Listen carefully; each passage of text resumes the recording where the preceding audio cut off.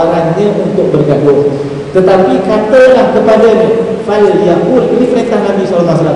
Ini adalah perintah Nabi. Maknanya siapa tak ikut perintah Nabi, dia tidak percaya dengan Nabi SAW dan tidak percaya dengan hadis Nabi SAW. Ini hadis yang sahih. Kalau saya dah bergaduh dengan kawan saya terlupa tak apa tuan sekalian. Ni kalau ingat kawan ajak bergaduh, kita ingat ni, aku puasa, kawan ajak lagi, aku puasa, kawan ajak lagi, aku puasa, kawan ajak lagi. Okey, beres. Kat mana? Meru. Bukit Kapar, tak ada. Jangan tuan sekalian. Biar kita mengalah. Diajar kepada kita untuk mengalah pada bulan Ramadan. Fal yaqul, dan katakan, aku ini seorang yang sedang puasa dulu. Kalau dia tak faham bahasa juga tuan sekalian, diam je lah. Kita beredar ke tempat yang lain. Kerana tuan sekalian, bergaduh mulut juga sesuatu yang tidak bagus.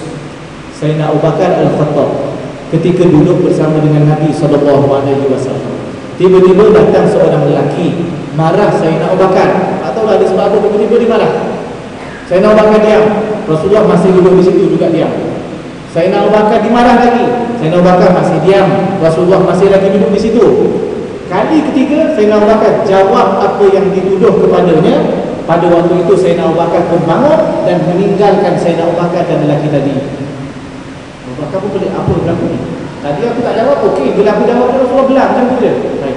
Kejar Rasulullah, tanya kepada Nabi SAW. Rasulullah jawab, ketika engkau dimarah, tak ada apa-apa yang berlaku. Dia marah kau tak marah dia lagi, tak jawab tadi, masih tidak ada apa yang berlaku. Tetapi bila engkau bangun dan menjawab apa yang disebut oleh lelaki itu, pada waktu itu syaitan datang dan aku tidak duduk di dalam majlis yang ada syaitan. Ini cerita dia. Lepas tu dalam Ramadan ni jangan marah. Yang Ustaz nak marah bulan Syawal ke? Tak. Jangan. Ada orang kata siang aku puasa, aku tak marah. Maghrib nanti siap kau. Jangan kata siap. Itu pun tak boleh. Tajuknya ni pelik ni. Mantapkan akidah di bulan Ramadan. Bulan lain akidahnya macam mana? Terbang. Contoh sekalian, mudah-mudahan dengan mantapnya akidah sepanjang bulan Ramadan, mudah-mudahan hebatnya kita beribadah sepanjang bulan Ramadan akan terbawa-bawa kepada 11 bulan yang lain.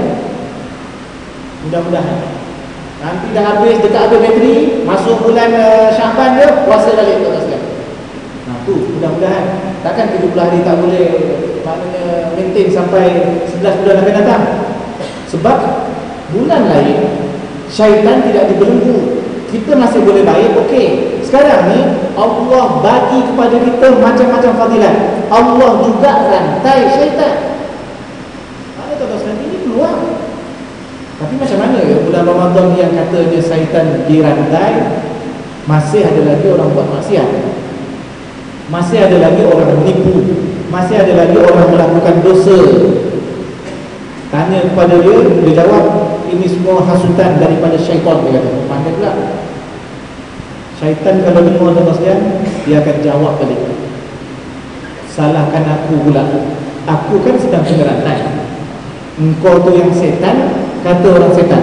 Setan betul? Tak tahulah, mungkin macam tu lah. Dia kalau tak buat tidak kena rantai, kita tuduh dia, dia tak salah dalam hal ni. Dalam Ramadan tak salah. Kita tuan sekalian yang masih lagi nafsu, mungkin setan ni dia punya kerja pula. Mudah-mudahan 11 bulan aku kacau dia, mudah-mudahan sebulan bulan Ramadan akan ikut aku. Takkan 11 bulan aku train, sebulan dia fail. Maknanya setan nak berterusan untuk bulan Ramadan. Sebab itu ini pertemuan. Jangan ingat syaitan tak buat kerja apa-apa. Kemudian dia berjanji di hadapan Allah Ta'ala, la uwiyannahum, nescaya kami akan sesatkan mereka, kami akan kacau mereka. Maksudnya ini janji syaitan dan iblis di hadapan Allah Ta'ala. Baik, jangan kita terima kalau orang ajak bergaduh, kalau orang ajak kita bertumbuk dan seumpamanya, maghrib nanti pun tak payah. Sepanjang bulan Ramadan, lepas tu bulan Syawal pun biarkan kita teruskan. Jadilah hamba Allah yang pemaaf, jadilah hamba Allah yang sentiasa mengingat Allah, jadilah hamba Allah yang terkesan dengan ibadah yang dia lakukan kepada Allah. Seterusnya ada hadis yang menyebut supaya kita meninggalkan amalan yang disebut berdusta. Berdusta ni boleh jadi amalan tak? Boleh jadi amalan. Kalau kita biasa menipu tuan-tuan sekalian, boleh jadi akan terbawa-bawa esok hari, dosa dan seumpamanya. Tuan-tuan sekalian, Nabi bersabda dalam sebuah hadis, "Man lam yada' qawla zur wa 'amila bih." Siapa yang berpuasa tetapi tidak meninggalkan berkata dusta. Dia puasa tetapi masih menipu. Maksudnya menipu ni boleh berlaku kepada semua orang. Tengoklah, kalau dia rasa tak selamat dengan bercakap benar, rasa tak selamat, baik menipu. Pada waktu ini akidahnya tercabar. Pada waktu ini akidahnya akan tercabar. Pahala ke dosa, syurga ke neraka. Sebab setiap perkataan yang kita sebut dalam nama sekalian akan dicatat oleh Allah. Bahkan dalam sebuah hadis Nabi menyebut, siapa yang bercakap benar dan dia sentiasa bercakap benar, hatta yuktaba indallahi siddiqan, sehingga dicatat di sisi Allah Subhanahu wa taala sebagai seorang yang sentiasa benar. Tetapi ingat, kalau sekiranya berdusta, menipu dan terus menipu, hatta yuktaba indallahi kadzdzaba, sehingga dicatat di sisi Allah sebagai seorang penipu selama-lamanya. Itu dia tuan-tuan sekalian. Kalau dah biasa menipu, mungkin dalam banyak perkara akan menipu juga. Berhati-hati dengan perkataan ini. Yang saya sebutkan tadi diambil daripada apa yang disebut oleh Maryam, ibu kepada Nabi Isa alaihissalam. Perkataan puasa itu disebut, inni nadartu lirrahmani shawma, aku bernazar kepada Allah Subhanahu wa taala yang bersifat Ar-Rahman, shawma, untuk berpuasa.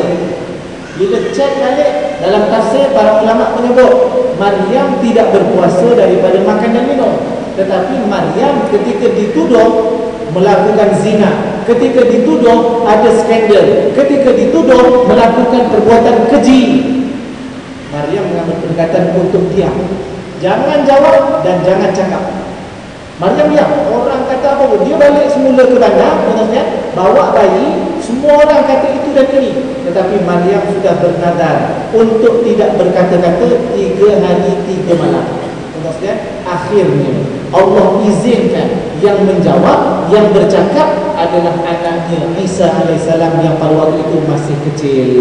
Ini peristiwa lain, kisah bayi bercakap, selain daripada ketika kisah Nabi Yusuf alaihissalam nak dihakimi, dan yang lainnya kisah dalam peristiwa Ashab al-Ukhdud, surah Al-Buruj, was-sama'i dzatil buruj wal yawmil maw'ud wa syahidin wa mashhud qutila ashabul ukhdud.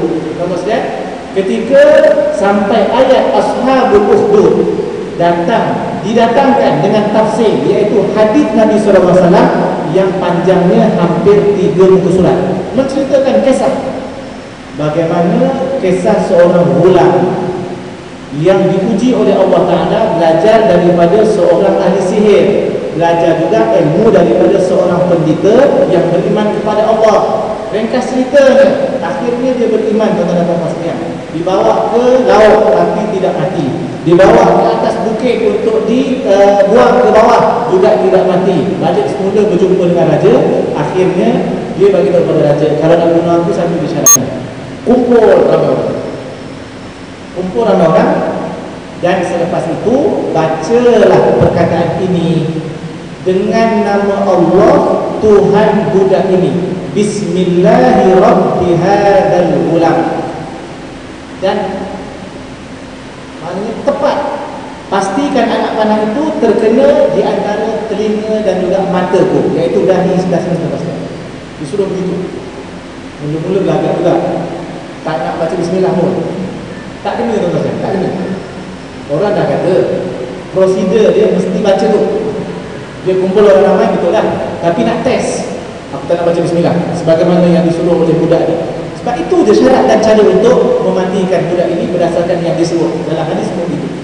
Tuan-tuan sekalian, akhirnya bila kena, dia pun dah surrender, baca juga, dan kena tepat di sini, syahid di jalan Allah Subhanahu wa taala. Tuan-tuan sekalian, seorang terkorban, satu kampung beriman kepada Allah Subhanahu wa taala. Seorang terkorban, satu